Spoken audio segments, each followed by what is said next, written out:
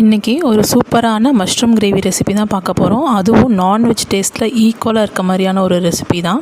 வாங்க பார்க்கலாம்.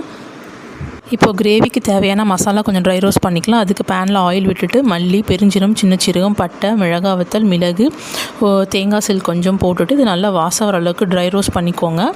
இந்த மாதிரி இப்போ பேனில் கொஞ்சம் ஆயில் போட்டுட்டு பொடி பொடியாக நறுக்கின வெங்காயம், பிரிஞ்சி இலை, ஜிஞ்சர் கார்லிக் பேஸ்ட் இதெல்லாம் போட்டு கொஞ்சம் சாட்டே பண்ணி விட்டுட்டு இப்படி மஷ்ரூம்ஸை கொஞ்சம் க்யூப்ஸாக கட் பண்ணி இதையும் ஆட் பண்ணி கொஞ்சம் நல்லா ஃப்ரை பண்ணி விடுங்க.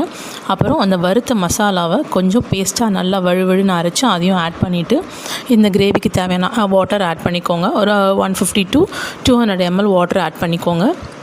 கூடவே கொஞ்சம் கருவேப்பிலை நல்ல ஒரு டேஸ்ட்டு கொடுக்கும். இந்த கிரேவி ஒரு கரெக்டான கன்சிஸ்டன்சியில் கிடைக்கிறதுக்கு ஒரு ஹை ஃப்ளேமில் ஒரு 5 minutes வைங்க, லோ ஃப்ளேமில் ஒரு 10 minutes. பாருங்கள் இந்த கிரேவி எவ்வளோ சூப்பராக வந்திருக்குன்னு. கண்டிப்பாக இந்த ரெசிபி உங்களுக்கு பிடிக்கும்னு நினைக்கிறேன். பிடிச்சிருந்தால் லைக் அண்ட் ஒரு சப்ஸ்கிரைப் கண்டிப்பாக பண்ணிவிடுங்க.